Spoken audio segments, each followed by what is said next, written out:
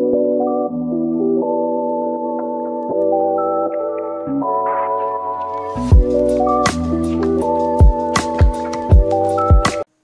Guys, welcome back to Engineers Compass. ఇప్పుడు మనం unit 2 mechanical ఇంజనీరింగ్లో మ్యానుఫ్యాక్చరింగ్ అండ్ థర్మల్ ఇంజనీరింగ్ గురించి చూద్దాం. ఈ యూనిట్లో మనం మెయిన్గా ఎక్స్ప్లెయిన్ చేసుకునేది about manufacturing and thermal engineering ఎలా ఉంటాయనేది చూద్దాం. Manufacturing process, principles of casting, forming, joining, machining. So manufacturing ప్రాసెస్లో మనకు మెయిన్గా కనపడేది ఏంటంటే కాస్టింగ్. కాస్టింగ్ అంటే ఏంటంటే ఒక మోల్టన్ మెటీరియల్ని ఒక మోల్డ్లోకి పెట్టి ఒక డిజైన్ షేప్ అనేది క్రియేట్ చేయటం. లైక్ అచ్చులు అంటారు కదా, ఆ అచ్చుల్లో వేసి మనం ఒక మెటీరియల్ని క్రియేట్ చేయటం అనమాట. Next forming, applying force to work piece to change its shape. So forming అనేది ఏం చేస్తారంటే ఫోర్స్, అంటే ఒక ఫోర్స్ అనేది అప్లై చేసి ఏదైతే మనం డిజైన్ షేప్ అనుకుంటామో అది రప్పించడానికి యూజ్ చేస్తాం. Next joining, connecting 2 or more pieces of material using heat are pressure. So మనం చూస్తే ఈ వెల్డింగ్ వర్క్స్ కానీ ఇలాంటివి ఏం చేస్తాయి, 2 or more మెటీరియల్స్ని కనెక్ట్ చేస్తాయి. దాన్నే జాయినింగ్ అంటారు. Machining, removing material from a work piece using tools and machines. So కొన్ని అయితే మనం నార్మల్గా మోల్డ్ రిలీజ్ చేసేస్తే షేప్ అనేది వస్తుంది. బట్ కొన్నిటికి ఏం చేయాలంటే కొన్ని మెటీరియల్స్, కొన్ని టూల్స్ యూస్ చేసి ఆ డిజైన్ షేప్ వచ్చిన తర్వాత దాన్ని బయటికి తీయాలన్నమాట. Next introduction to CNC. CNC is nothing but computer numerical control. So మెషిన్స్ని కంప్యూటర్ ప్రోగ్రామ్లో డిజైన్ చేసి షేప్స్ క్రియేట్ చేయడం. అంటే ఆల్రెడీ మనం ఒక డిజైన్ షేపు, దానికి కావాల్సిన థింగ్స్ అనేవి ఆ కోడ్లో రాసేస్తాం. ఆ కోడ్ ఏం చేస్తుంది అంటే ఆ డిజైన్ షేప్ అనేది ఇస్తుంది. ఈవెన్ ఈ సిఎన్సిలో నెంబర్ ఆఫ్ షేప్స్ ఉంటాయి, నెంబర్ ఆఫ్ కాంబినేషన్స్ ఉంటాయి, మొత్తం డెవలప్ చేసుకోవచ్చు. ప్రెసైజ్ and automated, high accuracy and repeatability. So ఇదేంటంటే ఆటోమేటెడ్, మనం ఏమి అక్కడ కూర్చొని డిజైన్ చేయక్కర్లేదు, ఆల్రెడీ దాంట్లో కోడ్ ఇచ్చాం కదా, అదే ఆటోమేటిక్గా మళ్ళీ రిపీటెడ్గా ఆ వర్క్ని చేసుకుంటూ ఉంటుంది. Wide applications, used in various industries. So ఇది కంప్యూటర్ ఓరియంటెడ్ కాబట్టి వేరియస్ ఇండస్ట్రీస్లో వీటిని వాడతారు. మ్యానుఫ్యాక్చరింగ్ టు ఏరోస్పేసెస్లో కూడా దీన్ని వాడతారు అనమాట. Next 3D printing, additive manufacturing. Additive manufacturing మెయిన్గా మనం చెప్పుకోవాలంటే చాలా అడ్వాన్స్డ్ మ్యానుఫ్యాక్చరింగ్ ప్రాసెస్ ఉంటాయి. దాంట్లో 3D ప్రింటింగ్ అనేది చాలా అడ్వాన్స్డ్గా ఉంటుంది. ఈవెన్ మనం ఈ ఎక్కడ సంథింగ్ యూట్యూబ్ ఛానల్స్లో కానీ ఎక్కడైనా చూసినా కానీ 3D ప్రింటింగ్ అంటే ఒక మెషిన్ ఉంటుంది, ఆ మెషిన్ ఆటోమేటిక్గా ఒక డిజైన్ షేప్ ఇచ్చి ఆ డిజైన్ అక్కడ ఇంప్లిమెంట్ చేస్తే అది ఒక ఫ్యాబ్రికేటెడ్ మెటీరియల్తో దాన్ని తయారు చేస్తుంది. అది మనం ఇచ్చే మెటీరియల్ని బట్టి ఉంటుంది, వెంపటినే అది ఆ షేప్లోకి తయారు చేసి ఇస్తుంది. Creating objects by adding layers of material. So material లేయర్స్తో దీన్ని డిజైన్ చేస్తారు 3D ప్రింటింగ్ని.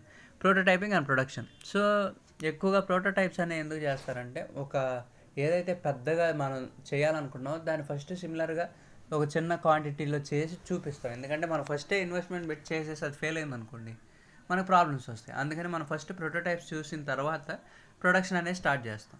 Customization and design flexibility. So ఈ 3D ప్రింటింగ్లో ఏంటంటే మనకు నచ్చిన డిజైన్ని కస్టమైజ్ చేసుకొని డిజైన్ చేసుకోవచ్చు. Next smart manufacturing. So technology పెరుగుతుంది కాబట్టి ఆటోమేషన్ అండ్ రోబోటిక్స్ ద్వారా మ్యానుఫ్యాక్చరింగ్ అనేది చేస్తున్నాం. Data analytics and optimization, using data to analyse improving processes. So డేటాని అనలైజ్ చేసుకొని ప్రాసెసింగ్ అనేది జరుగుతుంది డేటా అనలిటిక్స్ ద్వారా. Connectivity and integration. So machine to machine connectivity ఉండటం వల్ల కమ్యూనికేషన్ అనేది చాలా ఈజీగా ఉంటుంది, మనకు కావాల్సిన అడ్వాన్స్డ్ స్ట్రక్చర్స్ అనేవి ఈజీగా డెవలప్ చేసుకోవచ్చు. ఇది smart manufacturing. Next thermal engineering. Thermal engineering boilers గురించి మాట్లాడుకుందాం మనం ఇప్పుడు. Fuel combustion, burning fuel to release heat energy. ఫ్యూయల్ని బర్న్ చేసినప్పుడు మనకి హీట్ ఎనర్జీ అనేది రిలీజ్ అవుతుంది. దాని ద్వారా మనకి డిఫరెంట్ టైప్స్ ఆఫ్ వర్క్స్ అనేవి జరుగుతాయి. ఈవెన్ ఇప్పుడు మన బండి ఏదైతే ఉంటుందో, ఇప్పుడు ఒక బైక్ తీసుకుంటే ఆ బైక్కి ఎలా వస్తుంది మనకి మూవ్ అవ్వడానికి, ఆ మిషన్ అనేది ఎలా రన్ అవుతుంది, ఫ్యూయల్ కంబషన్ వల్లే. ఆ హీట్ ఎనర్జీ అనేది రిలీజ్ అవటం వల్ల ఇంజిన్ అనేది అది హీట్ ఎనర్జీని తీసుకొని మెకానికల్ ఎనర్జీగా కన్వర్ట్ చేసి మనకి బండి మూవ్మెంట్ అనేది జరుగుతుంది.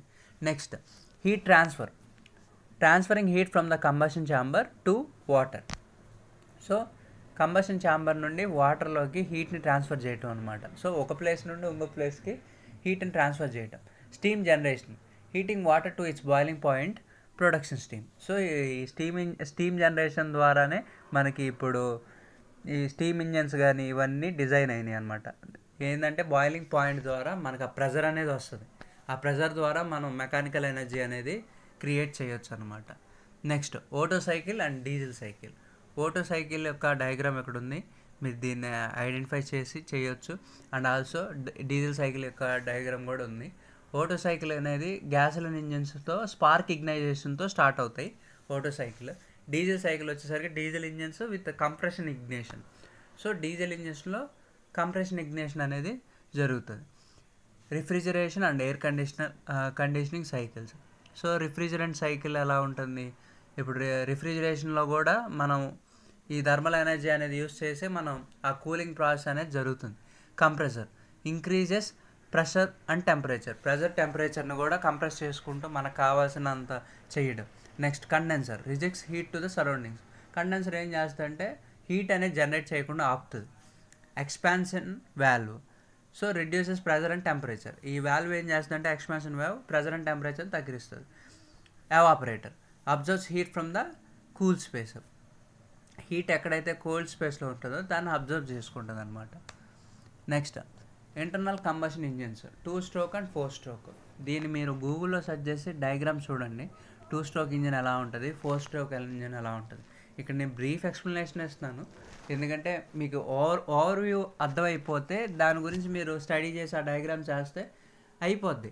ఎందుకంటే మనం జనరల్గా నేర్చుకున్నాం అనుకోండి, దాని మీద వాట్ బిల్డింగ్ చేసేసామంటే మన క్వశ్చన్కి ఆన్సర్ అనేది వస్తుంది. ఎందుకంటే ఇక్కడ మనకి R23 రెగ్యులేషన్లో 5 మార్క్స్ క్వశ్చన్స్ ఇస్తున్నారు. సో 5 మార్క్స్ క్వశ్చన్స్ అంటే అరౌండ్ ఒక 2 పేజెస్ అలా రాయాల్సి వస్తుంది. దాంట్లో మన డయాగ్రామ్ అనేది important. BCME is mainly based on diagrams చూసే మనకు స్కోరింగ్ అనేది వస్తుంది. సో ఆ డయాగ్రామ్ ఉండాలి, అలాగే దీని గురించి ఒక బ్రీఫ్ ఎక్స్ప్లెనేషన్ ఉండాలి.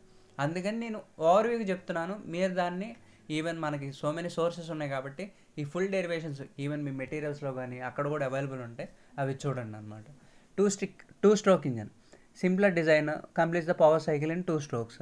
4 stroke engine more efficient compared the power stroke.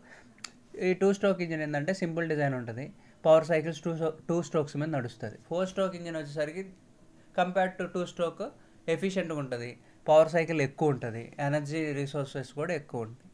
Next spark ignition and compression ignition engines. So spark ignition already మనం ఇందాక విన్నాం, ఓటో సైకిల్లో వచ్చింది, డీజిల్ సైకిల్లో వచ్చింది. Uses spark plug to ignite the fuel. So ఫ్యూయల్ని వెలిగించడానికి మనం స్పార్క్ అనేది జనరేట్ చేస్తాం, దాని ద్వారా ఆ ఫ్యూయల్ అనేది ఇగ్నైట్ అయ్యి పవర్ అనేది జనరేట్ అవుతుంది మూవ్మెంట్ కోసం. Uses heat from compression to ignite the fuel. Heat ద్వారా కంప్రెషన్ అనేది తీసుకొని ఫ్యూయల్ని ఇగ్నైట్ చేయడానికి కంప్రెషన్ ఇగ్నిషన్ అనేది వాడతారు. సో వాటి డయాగ్రామ్స్ ఇది. స్పార్క్ ఇగ్నిషన్ ఇంజిన్ ఎలా ఉంటుంది, కంప్రెషన్ ఇగ్నైజేషన్ ఇంజిన్ ఎలా ఉంటుంది. This is all about the second unit of the mechanical in BCME. Thank you for watching.